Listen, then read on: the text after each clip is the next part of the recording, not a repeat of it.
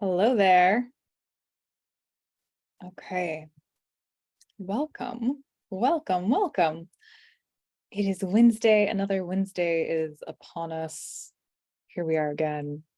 And it's time for Wednesday Wisdom with Devin. And I am your host, Devin. It's wonderful to spend some time and share some space with you this morning, afternoon, evening, wherever you find yourself. So, we're going to discuss something that is super important and I don't feel like it's talked about enough, and that is exercising in a way that is in alignment and supportive of, so in alignment with and supportive of the needs of the highly sensitive system, so that it is energizing us and uplifting us rather than contributing to more stress and more exhaustion and more overstimulation.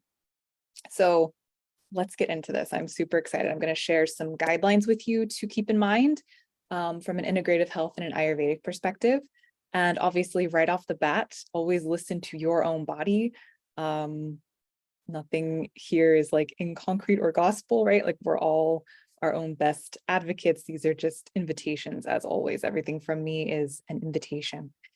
For those of you that don't know me or need a little refresher, I am Devin, and I am an integrative health expert, an Ayurvedic health advisor, and a holistic life coach, and the founder of the InnerSpark method, where I teach you to understand, support, and embrace your high sensitivity so that it may be the gift that it is, the gift that guides you through life rather than being the source of shame and frustration, overwhelm, and something that is wrong with you, so that you can experience greater confidence, better health, and more joy as a result of having sensitivity that is understood and really supported. So, on to the exercise portion of our time together. Most exercise advice that is, more mainstream, so the mainstream kind of narrative about exercise, that narrative and the advice is pretty harmful, especially to a sensitive system. I think things are slowly changing, but that whole more is better, no pain, no gain, and following a very kind of rigid, high performing routine all the time. None of that is neither sustainable nor really beneficial for like most all bodies, but especially highly sensitive ones. So high sensitivity impacts the entire system, the physical body, the emotions, our energy, our nervous system, our mind, all of it is impacted. It really impacts all aspects of our being. So even though this mainstream narrative and most of what we are taught throughout our lives is actually kind of not the greatest, daily movement is crucial, right? It is crucial. We are in bodies that are designed to move. They want to move. Movement is life. It's healing. So what do, right? When it comes to transforming high sensitivity from the source of shame and frustration and something that's wrong, it's really important, like the most important thing, if you take nothing else from today at all, the most important way to go about doing that, making that transformation, is to create a strategic, sustainable, non-negotiable set of daily habits. And that's what I teach in my program. My clients develop a set of 5 key daily habits to build their resilience, and to really thrive with high sensitivity. And one of those daily habits is movement. And it's like maybe the first one that we work on. It's so important for so many reasons. It helps us to be in our bodies. As highly sensitive people, we tend to spend a lot of time in our heads, a lot of time perceiving and receiving and analyzing and digesting, like all the stuff up here. So it helps us to be in our bodies. It moves energy and emotions, right? It reduces stress and feelings of anxiety and restlessness and overthinking, helps us with sleep, another thing that many highly sensitive people can have problems with, and so much more. But the only way we're going to receive those benefits from exercise is if our daily movement practice is one that is really supportive of a sensitive system. And I like to say movement rather than exercise, because I think, again, so much of what we've been taught throughout our lives, for many people, not everybody, exercise, the word can kind of have a little bit of a yuck feeling to it, right? Like we're exercising for something to look a certain way, or because health guidelines from, the government tell us we should do this. Movement just sounds better, feels better to me. So if you hear me use them interchangeably, I'm not like talking about two different things. They're synonymous to me. Movement's better. So maybe not quite synonymous. Anyway, we're getting off topic. So to get these benefits from your daily movement practice, to ensure that you're really reaping the rewards and not having it be another source of like overstimulation and stress to a highly sensitive system that's already quite easily overstimulated and stressed out, there are some things we can keep in mind. And so here are these 3 guidelines from an integrative health and an Ayurvedic perspective on movement. All right. So number 1 is that you would exert just enough effort to be at half your capacity and then stop. So if, for example, you're somebody that loves to do like those like 60-minute spin classes, and by the end you are just like worked and like, maybe for the rest of the day you kind of feel a little exhausted. Your hunger's like really peaked, you've sweat buckets, right? Maybe half your capacity is like 30 minutes or 20 minutes. And then you can build from there, sure. Right? Like that's how we grow. We can build some endurance. We can, if spinning for 60 minutes is something that you really want to do, working up to that so that you are always at half your capacity and then stopping. So doing what you could do and then stopping. So stopping at the point when you could. Oh, live things. I can't just pause and like recollect my brain. Working to half your capacity. So doing something that you could do again and then stopping and not doing it again. That's what that means. The second guideline, number 2, is that you would exert just enough effort so that you are breathing through your nose the whole time. So none of that like panting, almost like hyperventilating, kind of dying thing. You're staying in control of the breath and ideally keeping it through the nose, because this is where we can really soothe the system.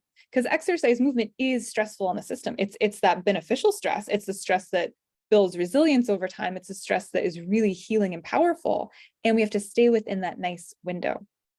And so breathing through the nose sends the signal that we're okay. We're okay. And then number 3 is that you would exert just enough effort to get like sweat coming through, like the forehead and the back, those like prime spots that kind of start sweating first, the little armpits, the back, the hairline. And then those would also be your signs to stop. So weaving all of that together, right? Like, what is half my capacity? Am I doing something in a way that lets me breathe through the nose the whole time? And am I getting a little sweat, right? As opposed to like pushing it to the limit, no pain, no gain, like puking and like panting, hyperventilating, and like I can wring my shirt out when I'm done, right? We don't want to go there. We don't really need to go there. It's unnecessary. So some specific examples of exercise that are really, really beautiful for highly sensitive people are kind of more mindful, slow things. So really long held yoga classes. And, none of this is, because if you're somebody like me, I enjoy a challenge, right? We're all different. Some of us really love to take it easy and we might need to challenge ourselves more. Some of us are really good at challenging ourselves and might need to like back it down. That's kind of been more my lane throughout my lifetime. And I'm so glad. And in these last couple of years, I've gotten to a point where I'm like, why? What am I doing? So embracing where you are and kind of like looking at where that place of more balance is for you. And so just because we're kind of maybe taking it easier, so I might be speaking to people who are more prone to challenging themselves. Just because things are slower or more mindful doesn't mean that we're not challenging ourselves. Like hold a yoga asana for a lot longer than you want to, right? Get into a safe, well-aligned, warrior one and just hold that thing for 10, 15 breaths, right? Like that's a challenge. We don't need, and it's so much more calming to the system. We don't need all this like right, super fast. So long held yoga sequences, Tai Chi and Qigong also very slow, very mindful, very engaging. So thinking of that kind of like low, slow simmer for ourselves, walking in nature, swimming and dancing, really beautiful, beautiful ways of movement. So when we follow those 3 guidelines that I mentioned, we're allowing ourselves to receive the benefits of movement rather than having it be another way to zap our energy and lead to more overstimulation and exhaustion.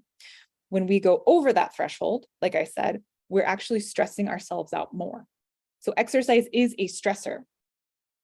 And the highly sensitive system is quite more like responsive and constantly receiving and perceiving and always on. And so it's much more likely and more easily stressed out than other people's.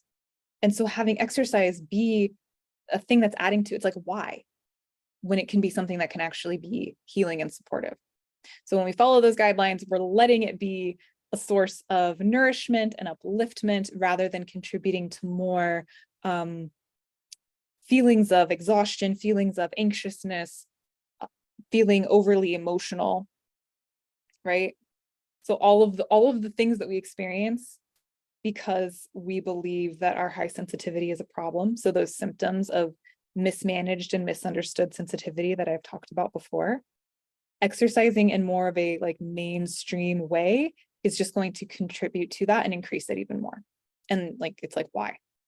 Right? As a highly sensitive person, you can stress yourself out just by like sitting in a room, right? Like they're just by yourself, right? Like there's plenty to hear and see and perceive and all this stuff that's happening all the time. So it's like exercise doesn't need to be another way of adding to that. Not at all. And so if you've maybe not been exercising because you don't like how you feel afterwards, check yourself and maybe ask, am I doing it in a way that is bringing about more stimulation and more exhaustion? Or can I start following these 3 guidelines? Moving to half your capacity, being able to still breathe through your nose and getting like just enough sweat. We want to sweat. It's important to help us to move energy and detoxify the system. It's one of the pathways of elimination in our body, but we don't want to like sweat buckets and bring our shirt out afterwards. So one last thing, when we can be fluid with our movement practices. So again, not striving for like high performance all the time and any of that other nonsense, but letting it be adaptable and fluid and changing throughout the year, throughout this, as the seasons change, as our life seasons change, as our seasons of our menstrual cycle change, all of that gets to be okay. And that's another way that it is healing and uplifting to us.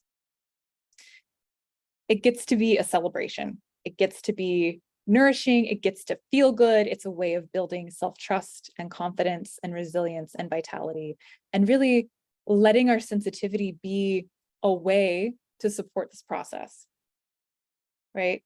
Daily movement really builds such trust and a deeper relationship with our bodies and with our whole system.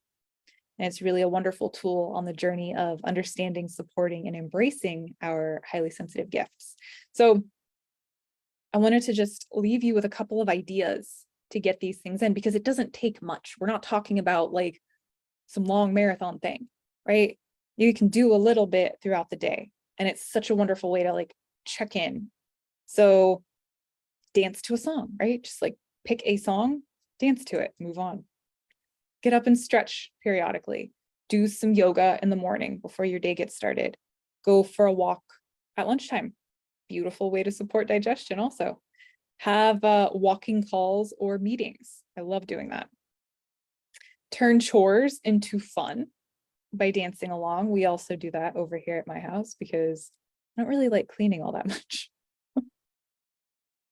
But when we my partner and I put on some music and like divvy it up, it's like, all right, we're gonna do it, and then it's fun. And you can use, maybe if you come together as a family and have some like evening television time, add in some movement, add in a little movement. There are loads of ways to do it. It's just a matter of like, I want to check in with my body. What do they need? What can I do? So that's what I got for you today. Let it be fun. Let it be simple, and let it be enjoyable and sustainable. And by adopting this daily habit, your sensitivity will definitely thank you, and it will be well on its way to being transformed into the superpower that it is. So tell me if you move your body every day and what that looks like, what your favorite ways to move your body are. I personally love walking. I could walk for hours and hours and hours. I love cycling. I love yoga. I love Pilates and bar and dancing. Those are some of my most favorite ways that I incorporate throughout my week and my life. So share with me some of yours.